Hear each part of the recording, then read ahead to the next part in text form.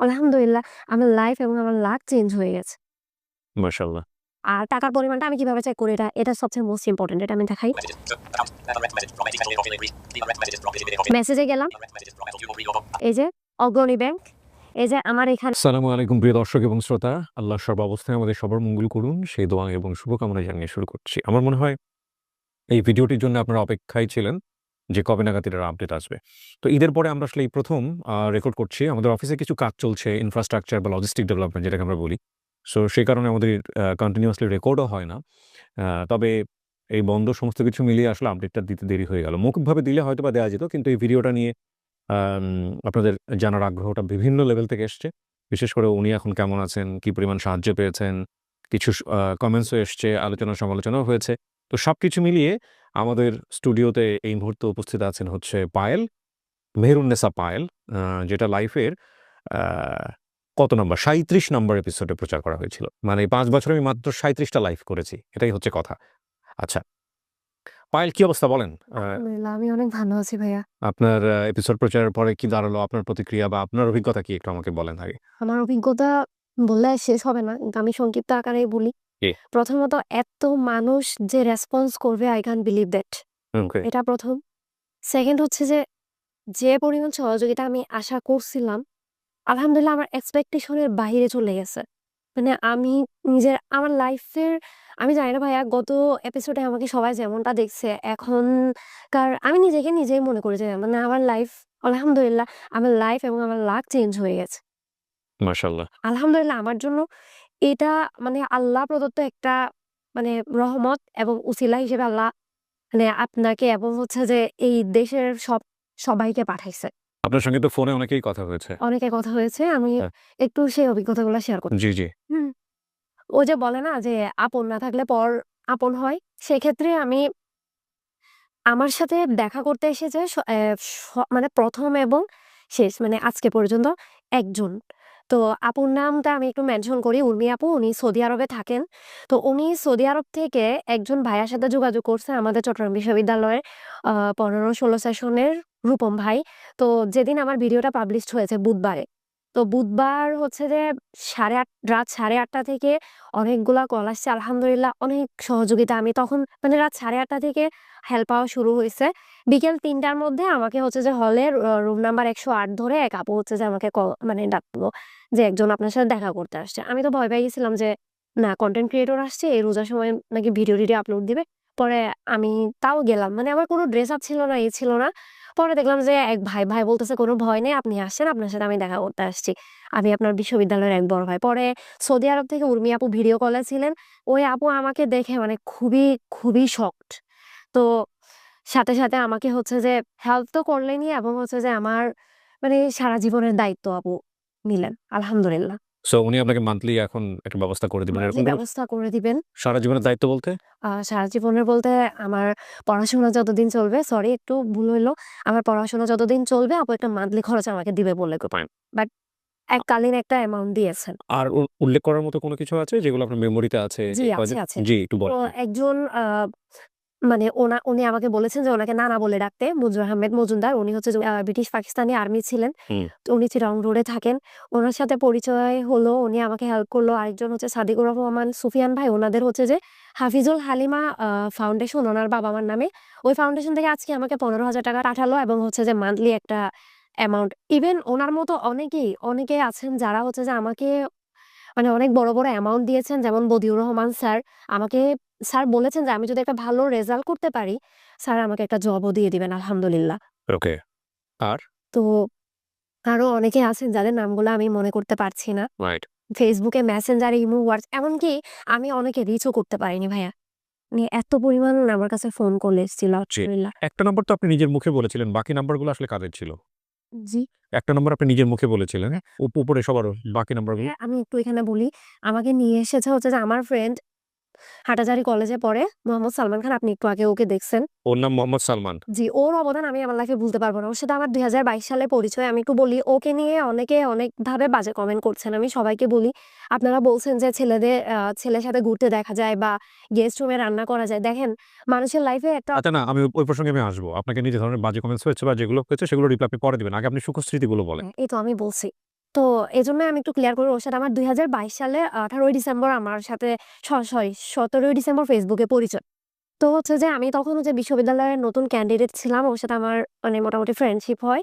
তো মাঝখানে আ ও হচ্ছে যে আমাকে অনেক মানে বিশ্ববিদ্যালয়ে যাওয়ার পরে আমি তো হোস্টেল দৃষ্টি প্রতিবন্ধী বিদ্যালয় থেকে শুরু করে তখন স্যারের হেল্প নিয়েছিলাম ইন্টার পর্যন্ত।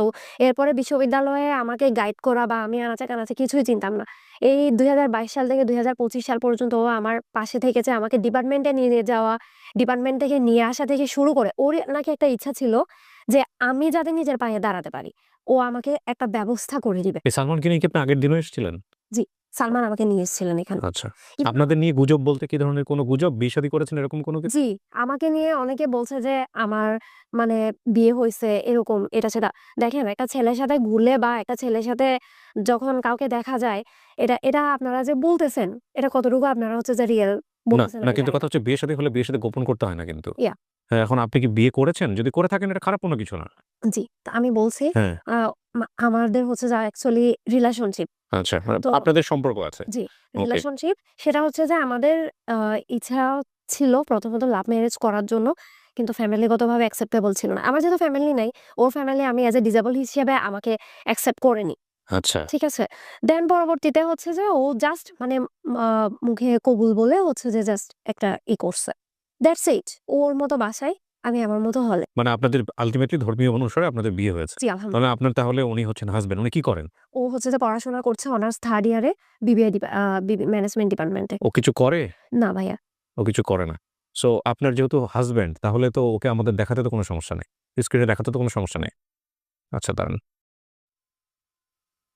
আচ্ছা, আপনার নাম কি ভাইয়া? মোহাম্মদ সালমান। সালমান। আপনি ওকে বিয়ে করেছেন? জি ভাই। ওকে। কবে বিয়ে করেছেন? আমাদের লাভ ম্যারেজ বলতে গেলে এটা মানে গোপনীয় ছিল। আচ্ছা, তবে গোপনীয় ইটস ওকে। বিয়ে বলতে এখন তো পুরো বাংলাদেশই জানবে। এতে আপনার কোনো আপত্তি আছে? না, আপত্তি নেই। কতদিন হলো বিয়ে করেছেন? প্রায় ১ বছর। ১ বছর। আপনি কি করেন পেশায়? আমি একজন স্টুডেন্ট। কিছু করেন না। না, কিছু করিনি। কিন্তু বিয়ের পরে স্টুডেন্ট বলতে কোথায় পড়াশোনা করছেন আপনি? আমি জাতীয় বিশ্ববিদ্যালয়। জাতীয় বিশ্ববিদ্যালয়ে। তো আপনার বিয়ের পরে আপনার ওয়াইফের যে ভরণ-পোষণের ব্যাপার-স্যাপার আছে এগুলো চেষ্টা করেছেন কখনো? এগুলো চেষ্টা করেছি কিন্তু এখন বাস্তবিক অর্থে শিক্ষাগত যোগ্যতা তেমন একটা ছিল না বিধায় আপনি 3rd ইয়ারে পড়েন। কোথায় পড়েন? কোন ইয়েতে? Government college. ঘাটাজারি গভর্নমেন্ট কলেজে 3rd ইয়ারে। আচ্ছা। এখানে অনেকেই বলেছেন যে বিয়ের বিষয়টা গোপন করেছে। বিয়ের বিষয়টা গল্পের যে ধারাবাহিকতা, এখানে আ উনিও আনেননি বা আমিও প্রশ্ন করার প্রয়োজন মনে করিনি। ১ম কথা হচ্ছে এটা। তবে বিয়ের বিষয়টা আসলে বিয়ে মানে এক ধরনের রেসপনসিবিলিটি। আমার ওয়াইফ ২ বেলা খেতে পারবে না, সেটা রেসপনসিবিলিটি তো আমাকে নিতে হবে। গায়ে গতরে খেতে হলেও করতে হবে। তো সে প্রশ্নটা আমি উনাকে করব ডেফিনিটলি। কিন্তু ও স্টুডেন্ট, এটাও একটা মাথায় রাখতে হবে নাম্বার 1। নাম্বার 2 হচ্ছে যে অ্যা আজকে কেউ আমরা ওকে প্রশ্ন করব নাকি এরকম একটা মেয়েকেও বিয়ে করেছে, ও পাবলিকলি ফেস করছে সেটা, ভালোবেসে বিয়ে করেছে, সেটাকে আমরা প্রশংসা করব। সেটাও কিন্তু একটা দৃষ্টিভঙ্গির ব্যাপার আছে। অনেকগুলো ইস্যু এখানে জড়িত। আরো একটা বিষয় আমি একটু বলে নেই। কোন রেসপনসিবিলিটি আসলে আমি কাঁধে তুলে নিতে চাই না। আমি হেল্পিং এর এপিসোডের ব্যাপারে সবসময় আপনাদেরকে বলেছি যে আপনারা যে পুরো পরিচয় দিয়ে দিলাম। আমার জায়গা থেকে আমি যতটুকু কোয়েরি করেছি, এর বাইরে আপনারা পুরো বিষয়টা কোয়েরি করে আপনার যদি মনে হয় আপনি হেল্প করবেন, করবেন। না হলে হেল্প করবেন না। মানে আমার সামর্থ্য কতটুকু ছিল সেটা আমি সবসময় পরিষ্কার করি আমাদের এপিসোডে। এগুলো নিয়ে এক ধরনের তর্ক-বিতর্ক অনেক সময় তৈরি হয়। যে কারণে দেখবেন যে আমাদের হেল্পিং এপিসোড নাই বললেই চলে। এটা হচ্ছে বিষয়। নাই বললে মানে কি আমরা করি না বলতে গেলে। আরেকটা আ আ যেটা আমি আমার গল্পের জায়গা থেকে বলি, ও যে পরিমাণ অর্থ সাহায্য পেয়েছে সেটা আলহামদুলিল্লাহ আপনার শুনলেই মনে হবে মানে শান্তিতে মন ভরে যাবে। কিন্তু প্রশ্ন উঠতে পারে যে এই পরিমাণ হেল্প দিয়ে ওকে আসলে ২ বেলা ২ মুঠো খাবারের জন্য এই পরিমাণ হেল্প ওর পাওয়া উচিত? হ্যাঁ, সে প্রশ্নের উত্তর আমার কাছে আছে। সেটা হলো আমি ওর সামনে বসিয়ে রেখেই বলছি যে ওর গল্পে ও শেষের দিকে ওর শরীরের বেশ কয়েকটা রোগ নিয়েও আমাকে বলেছিল। যেটা আপনি যদি আমাকে চ্যালেঞ্জ করেন, আমার ওই এপিসোডের ভিডিওতে আমার এগুলো আমি আনকাট রেখে দিয়েছি। আমার কাছে আছে এগুলা। Breast cancer. হ্যাঁ, ব্রেস্ট ক্যান্সার শব্দটাও বলেনি। ও ব্রেস্টের সিস্ট আছে। আরো এর ইউটেরাসে আরো কি প্রবলেম আছে, কোন জি। ডাক্তারের কাছে গেছে, কি বলেছে সবার নামও মেনশন করে আমাকে এখানে আছে আমার হ্যাঁ, কাছে। সো এগুলোও আমাকে বলেছে। কিন্তু আমার গল্পটা অনেক লম্বা হয়ে যাবে। কারণ ওর গল্পের শক্তিটাই হচ্ছে পাবলিক ইউনিভার্সিটিতে পড়ুয়া একটা মেয়ে, সে না খেয়ে দিন কাটায় কখনো, কখনো। এই জায়গাটাই শক্তি। আমার কাছে মনে হয়নি যে ওই বিষয়গুলো এতটা বড় করে আনা উচিত। সো যে পরিমাণে সাহায্য এসছে সেটা শুধুমাত্র ওর অর্থ দিয়ে ও চলবে। আ প্লাস হচ্ছে হলো যে ওর এটা ওর কাজে লাগবে কিনা, ওর এত টাকা ইভেন ওর উপর জাকাত ফরজ হয়ে গেছে। ওর যে পরিমাণ সাহায্য এসছে আপনারা শুনলেই বুঝতে পারবেন। কিন্তু ওর শরীরে যে রোগ আছে ওই পরিমাণ সাহায্য হয়তো ওর আসেইনি। যদি ওর শরীরে অন্য ধরনের কোনো কিছু না হয়ে থাকে, আল্লাহ না করুক। কিন্তু এখানে বিষয়টাকে আসলে আ বিয়ে বিষয়টাকে আমাদের সমাজে যেভাবে দেখা হয়, বিয়ে মানে তো হচ্ছে হাসব্যান্ড রেসপনসিবিলিটি নিবে। সেখানে একটা পাবলিক বিশ্ববিদ্যালয়ের একটা মেয়ের কেন ২ বেলা ২ মুঠো ভাতের জোগাড় হবে না? এরকম একটা প্রশ্ন থাকতেই পারে। তো ভাই আ কি নাম না বললেন আপনি? সালমান। সালমান। আপনি যখন ওকে বিয়ে করেছেন তখন কি ওর রেসপনসিবিলিটি আপনি নিয়েছেন এই যে বিষয়টা? জি ভাইয়া। তো আপনি পারেন নাই কেন এটা? পারিনি কারণ ওর সাথে আমার একটা কমিটমেন্ট হয়েছিল ভাইয়া। হ্যাঁ। নিজেদের ভিতরে আমরা বোঝাপড়া করে নিয়েছিলাম। এখন আমরা যেটা স্টুডেন্ট অবস্থায় বিয়ে করতেছি। এখন আমিও ভাইয়া ওর ফ্যামিলির কারোর পারে নাই। বলুক, বলুক, হ্যাঁ। আমিও জব করি না। আচ্ছা। আমি একটা যদি মোটামুটি জব করতে চাই তাহলে আমাকে অনার্সটা কমপ্লিট করতে হবে মিনিমাম। হ্যাঁ। সেটা আমাকে একটা সময় দিতে হবে। ও চাইছে ওর ক্যারিয়ারটা আগে করতে। ওকে। তারপরও আমি যতটুকু তারপর আমি তোমার রেসপনসিবিলিটি নিব। সাপোর্ট দেব। এইটা আসলে গল্পের যেই লাইন আপ ছিল, সেই লাইন আপের মধ্যে এমন হয়নি যে এটা আসতেই হবে। ১ম কথা হচ্ছে এটা। তবে হ্যাঁ, আসলে এটা গল্পটা হয়তো একটু অন্য ডাইমেনশন দাঁড় হতো। যে না ঠিক আছে হাসব্যান্ডের এই অবস্থা। হ্যাঁ, তাহলে মানুষজন সে জেনে শুনেই করতো যে আমি দরকার হলে ওনাকে আমি ওই ভিডিওতে প্রেজেন্ট করতাম যে ও অনার্স 3rd ইয়ারে পড়ে এরকম অবস্থায় ও বিয়ে করেছে। আমার মনে হয় গল্পটা আপনারা যদি একটু এভাবে চিন্তা করে দেখেন যে আমি গল্পের মধ্যে ওকে বসিয়েছি এবং পাশাপাশি ওর হাসব্যান্ডকেও আমার গল্পের ধারাবাহিকতায় আসলে প্রশ্নই ওঠে নাই কখনো যে না ও বিয়ে-শাদী করেছে তাহলে ওর হাসব্যান্ডকে আনা উচিত। আমি জানতে পেরেছি যে ভিডিও প্রচার করার পরে তাও ওর মুখে না বিভিন্ন রকমের কমেন্টস করেছে এবং আমাকে আমাদের মহিউদ্দিনকে বললাম যে কোয়েরি করো। তারপরে মহিউদ্দিন বেশ কিছু WhatsApp এ কিছু আমাকে আ কল রেকর্ড এনে দিয়েছে এবং যতগুলো কমপ্লেইন এখানে এসছে প্রত্যেকটা কমপ্লেইনই কেউ তার নিজের পরিচয় আমার কাছে এখন পর্যন্ত আমি পাইনি। সামনে থেকে খুলে কেউ কমেন্ট তার নিজের পরিচয় এক্সপোজ না করে এই কমেন্টগুলো বা আগে বলে অডিও ভিডিও সাথে দেখা করেন, ক্যাম্পাসে আসেন। বাট তারা এগুলো না করে এর যে পাওয়া গেছে ওনার? পরবর্তীতে উনি বলেছেন নিজের পরিচয়? উনি বলেন নাই যে যিনি আমাকে ১ম নক দিয়েছেন আমাদের পেপারে, হ্যাঁ। উনি দেশের বাইরে থাকেন। মানে এগুলো একজন আরেকজনের কাছ থেকে শুনেছে, আরেকজন আরেকজনের কাছ থেকে শুনেছে? যিনি আমাদেরকে ১ম নক দিয়েছেন উনি হেল্প করার জন্য ওনাকে মানে ওনার বিশ্ববিদ্যালয়ের কাউকে নক দিয়েছে যে এই মেয়েটাকে একটু হেল্প করা যায়। দেন ও বিশ্ববিদ্যালয় থেকে ইনফরমেশনটা এসছে। ১ম কথা হচ্ছে বিয়ের ব্যাপারটা যদি আমাদের গল্পে আসতো তাহলে আমার মনে হয় বিষয়টা আরো শক্তিশালী হতো। তাহলে সবাই আরো জেনে শুনেই হেল্প করতেন। সেই হেল্পটা হয়তো আরো স্ট্রং হতো। এমন হতে পারত যে ওর হাসব্যান্ডের জন্য কেউ একটা চাকরির ব্যবস্থাই করে দিতেন। হয়তো হতে পারত। সো সেটা আরো স্ট্রংলি হতে পারত। কিন্তু যেহেতু এই বিষয়টা গল্পের লাইন আপে আসে নাই, সুতরাং এটা একটা আম প্রশ্ন তৈরি হয়ে গেছে। তবে আমি অবশ্যই বলব যে ও যদি এই অবস্থায় ওর হাসব্যান্ডের পরিচয় নিয়েও আমার কাছে আসতো যে ভাই আমি বিয়ে করেছি আমার হাসব্যান্ড অনার্স 3rd ইয়ারে পড়ে তবুও আমি গল্পটা প্রচার করতাম এবং এইভাবেই করতাম। এবং সে সাহায্যটা আপনারা করতেন কি করতেন না এবার আপনারা একটু বিচার করে দেখেন। হ্যাঁ, এখন কথা হচ্ছে যে এইটাকে এই গোপনীয়তাটাকে আপনারা এটাকে গোপনীয়তা বলবেন কিনা? ১ম কথা হচ্ছে যেটা জানেই আসেই নাই, ফোকাসই হয় নাই গল্পের লাইন আপে সেটাকে গোপনীয়তা বলার কি আছে? আর যে হাসব্যান্ডের এই অবস্থা অনার্স 3rd ইয়ারে পড়ে সে তার নিজেই চলতে পারে না। ভাই আরেকটা বিষয়, তার ভাই একজন আছে ডিসেবল। তারা 2 ভাই। তার ও আপনাদের ফ্যামিলির কি অবস্থা ভাই? ভাইয়া বল। নিম্নবিত্ত family। বাবা কি করেন আপনার? বাবা একটা কম্পিউটার। বেসরকারি কোম্পানি জব করে। আচ্ছা, আপনি বড়? না আমি ছোট। ছোট। তো আপনি যে ওকে বড় বিয়ে ডিসেবল। করলেন, আপনি যে ওকে বিয়ে করলেন আপনার ফ্যামিলিতে জানে? না। না আমার ফ্যামিলিতে জানতো তা আজকে ভিডিওর মাধ্যমে জানবে যে? জি, জানবে। এখন ভিডিও প্রচার হওয়ার পরে অনেকেই জেনে গেছে। আমি এই ভিডিওর মাধ্যমে ওর ফ্যামিলিকে একটু রিকোয়েস্ট করব যে আঙ্কেল এবং হচ্ছে আন্টিকে বিয়েটা কিভাবে করেছেন আপনারা? আমরা বিয়েটা করেছি শরীয়ত শরীয়ত সম্মত। শরীরের সময় তোমাদের কাগজে কলমে করেছেন? জি সাক্ষী করেছি। স্বাক্ষরই করেছেন, কিন্তু কাগজ করেছেন? কাবিন করেছেন? না, ওটা হয়নি ভাই। করা হয়নি। কাবিন বিয়ের সময় রেজিস্ট্রি করেননি? না। রেজিস্ট্রি এখনো করা হয়নি ভাই। আমরা করে নিব। এটা ঠিক করে। শরীয়ত মতে কি হুজুর বিয়ে পড়িয়েছে? জি। জি। তাহলে তো বিয়ে হয়েছে আমার জানা মতে। আর যেহেতু এটা একটা পাবলিক প্ল্যাটফর্মের সাক্ষী সুতরাং ২ নাম্বারি করার তো সুযোগ নেই সারা জীবনে। জি। এখানে মনে হয় স্যার সবাই যেটা করছে যে উনি ১ম গল্পে ফ্রেন্ড হিসেবে পরিচয় করে দিয়েছে অলরেডি। হ্যাঁ। কিন্তু কিন্তু আপনি বলেছিলেন যে আপনাকে একজন ভলান্টিয়ার নিয়ে আসছে তাকে আপনি ভাইয়া হ্যাঁ, ভলান্টিয়ার কেন বললেন? ক্লিয়ার করি যেহেতু এটা মানে লাভ ম্যারেজ ছিল প্লাস হচ্ছে ফ্যামিলিগতভাবে অ্যাকসেপ্টেবল ছিল না। তো ও আমাকে হচ্ছে যে প্রপারলি সাপোর্ট দিতে পারছে না। তো আমি চাইছিলাম যে আমি আমার মতো নিজের পায়ে দাঁড়াই। কারণ এখন হচ্ছে নিজের ফ্যামিলি আমার সাথে বেইমানি করছে, রাইট? না, কিন্তু ঠিক আছে। কিন্তু আপনার হচ্ছে কি আমি বলি আপনাকে ১০০টা সত্যের মধ্যে একটা যদি ফেব্রিকেটেড ইনফরমেশন ঢুকে তাহলে বাকি ৯৯টা সত্য নিয়ে কিন্তু মানুষের প্রশ্ন তৈরি হয়। সো আপনি যখন তাকে ভলান্টিয়ার বলছেন এবং বলছেন তাকে ৳১,০০০ দিয়ে আজকে এখানে আনতে হয়েছে। ৳১,০০০ হয়তো আপনি দিয়েছেন আপনার পকেট থেকে। আমি এটা বুঝলাম যে আপনার হাসব্যান্ডকে আপনি চালান। কিন্তু ভলান্টিয়ার বললে এটা আপনি এটা এক ধরনের হাইডই করলেন। অ্যাজ এ ভলান্টিয়ার হিসেবে হেল্প করে তাই আমি হচ্ছে যে ওই বিষয়টা বলেছিলাম। আচ্ছা, এটা it's a kind of mistake. আমার মনে হয় আপনার এটা বলা উচিত হয়নি। হয়নি আমরা অনেক বেশি কথা বলতে গেলে অনেক বেশি ভুল করে ফেলি। আপনার হচ্ছে এই বিষয়টাই হয়েছে। একটা কথা ভুলে যাচ্ছি। হ্যাঁ। এ যেমন পরীক্ষা দেয়। পরীক্ষার ক্ষেত্রে আমি ভলান্টিয়ার হিসেবে ওর পরীক্ষা দিয়ে দেই। আচ্ছা। সময়। হ্যাঁ, আমার টিউটোরিয়াল এক্সাম থেকে শুরু করেই। এটা যেমন আমাদের বিশ্ববিদ্যালয়ের প্রফেসর শাফিনাজ মাহমুদ ম্যামের ওখানে কিছুদিন আগে বিষয়টাকে আপনারা যদি ধর্মীয় ভাবে দেখেন, এটা ভালো হয়েছে না মন্দ হয়েছে আপনারা নিজের জায়গা থেকে একটু চিন্তা করে দেখেন।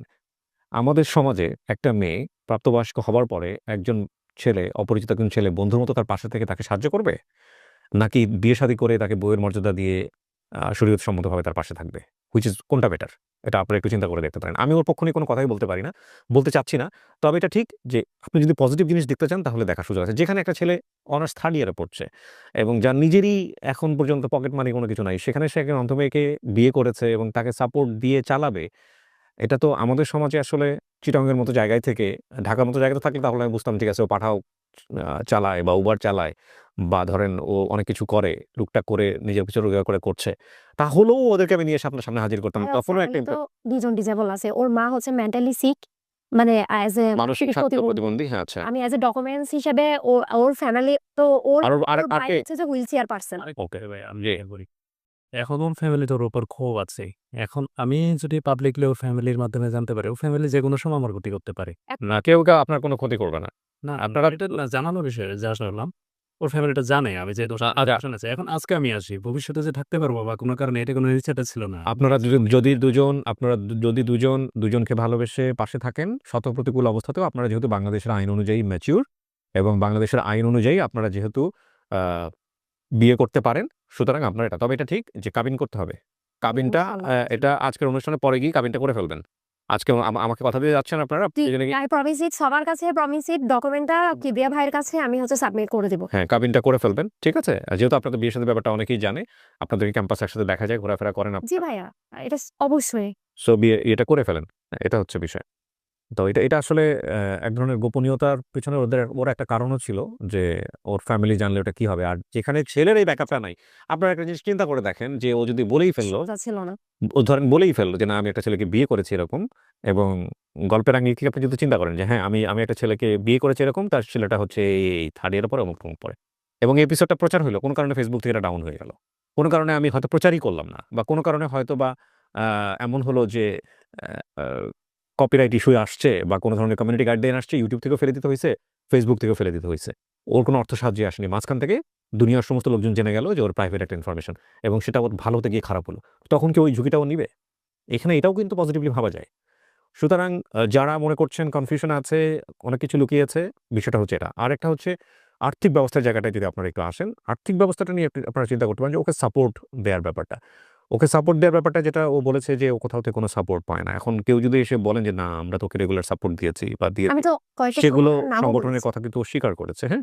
কয়েকটা সংগঠন বা স্যারের নামও আমি বলেছি। আলহামদুলিল্লাহ উচ্চ মাধ্যমিক পর্যন্ত সবাই আমাকে সর্বোচ্চ সহযোগিতা করেছে। ইভেন আপনারা যোগাযোগ করতে পারেন। ভিপসের শাখা হচ্ছে ঢাকায়, ইফসার শাখা হচ্ছে যে চাটগাঁ আবাসিক বদ্দারহাট, চট্টগ্রাম। আর সামাদ স্যার হচ্ছে যে দৃষ্টি প্রতিবন্ধী উচ্চ বিদ্যালয়ের শিক্ষক এবং উনি ইফসাতে কর্মরত আছেন। আর উত্তরণ চট্টগ্রাম বিশ্ববিদ্যালয় সবাই চিনে। এই বছর রোজায়ও আমি ২-৩ দিন ওনাদের কাছ থেকে ইফতার নিয়েছিলাম। আর আরেকটা বিষয় হচ্ছে যে কি বলে এটা? মিনার যেটা এবারে চট্টগ্রাম বিশ্ববিদ্যালয়ের স্টুডেন্ট ভাই বোনেরা আশা করি চিনবেন। তুমি ওকে বিয়ে করলা কেন এটা বলো তো ভাই? ভাই ওর পাশে দাঁড়ানোর জন্য। ভাই ওর ভাইও একজন ডিসেবল। আমার ভাই একদম ডিজেবল। এজন্য ওর ইচ্ছা ছিল যে এরকম না। একজন ডিসেবলের। ওর কাছ থেকে শুনি। বউরে সবসময় বেশি বলবে। ছেলেদেরকে চুপ থাকতে হবে। এটা নিয়ে মন খারাপ করার কিছু নাই। হ্যাঁ, তুমি একটু বলো যে ওকে তুমি বিয়ে করো।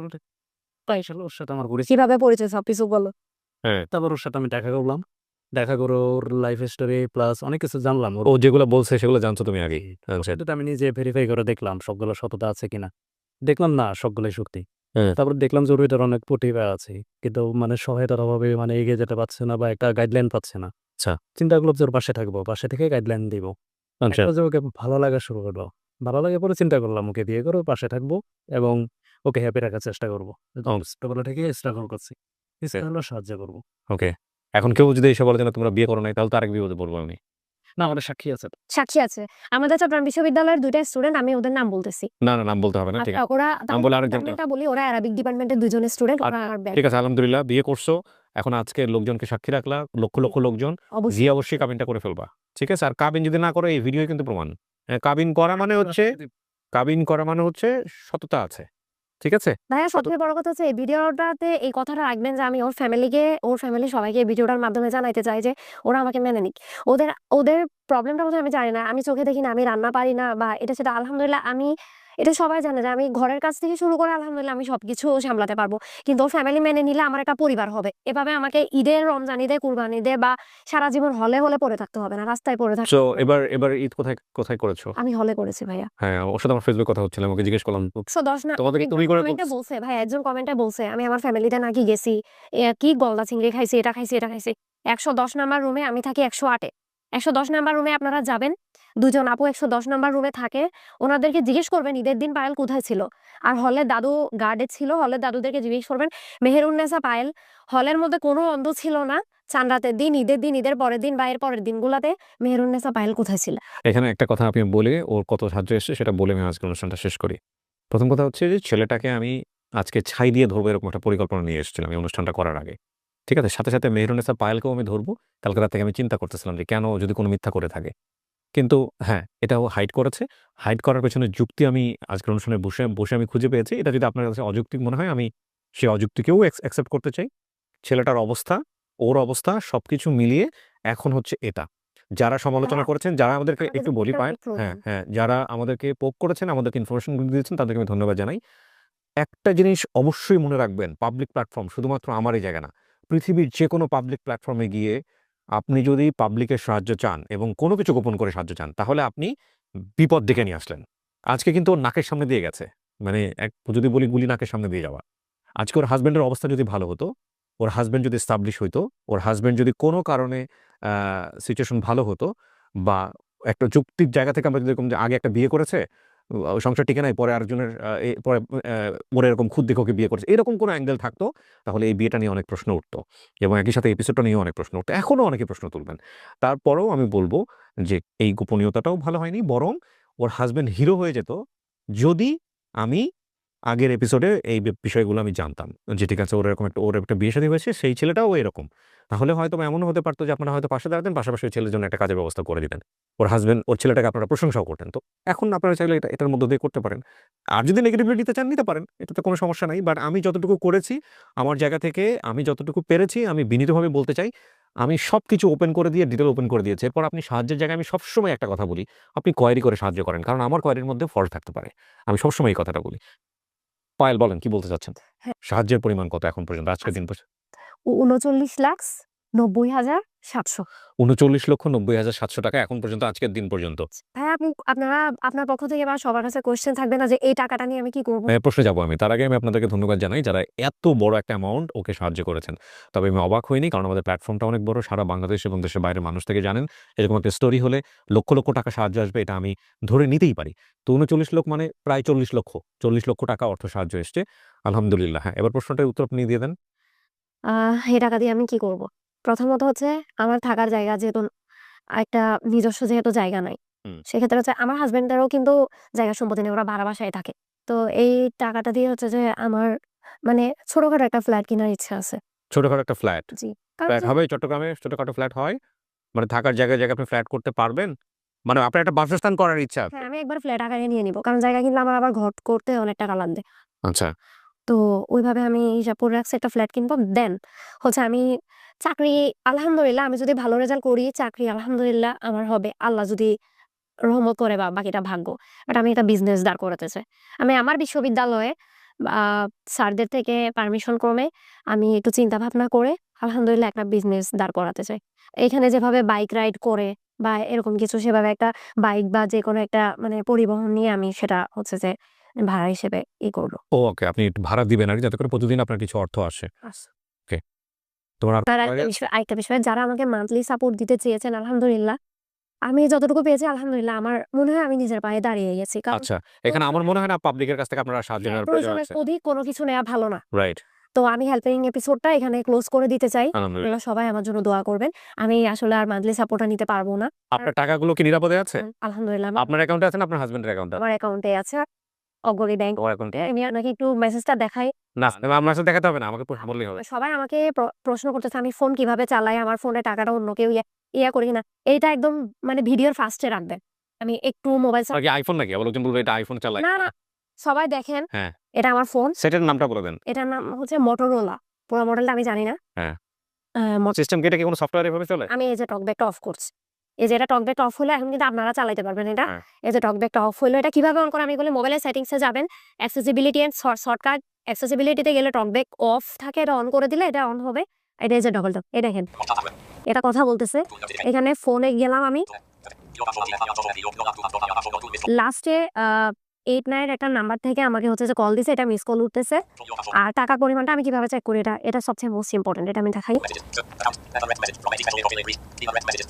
মেসেজে গেলাম, এই যে অগ্রণী ব্যাংক, এই যে আমার এখানে আমি তো বুঝতেছি না এই ভাষাগুলো। 16,62,500 টাকা কিংবা এই যে এই মেসেজগুলো আমাকে এই যে এখানে বলে দিচ্ছে।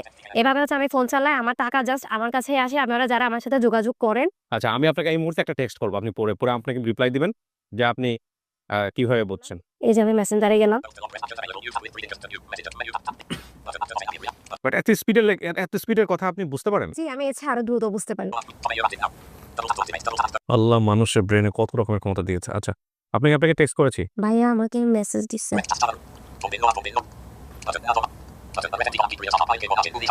এমডি গোলাম কিবরিয়া সরকার, পায়েল কেমন আছেন? আমি এখন রিপ্লাই দিব। হ্যাঁ, রিপিট। হ্যাঁ, আমি মেসেজে গেলাম, এই যে দেখেন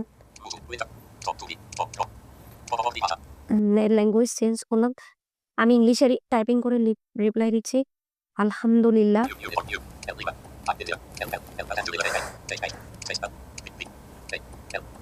এই যে সেন্ড দিলাম, ভাইয়ার এখানে টেক্সটটা চলে গেছে, ডেলিভার হয়ে আছে। আলহামদুলিল্লাহ, ভালো। হ্যাঁ,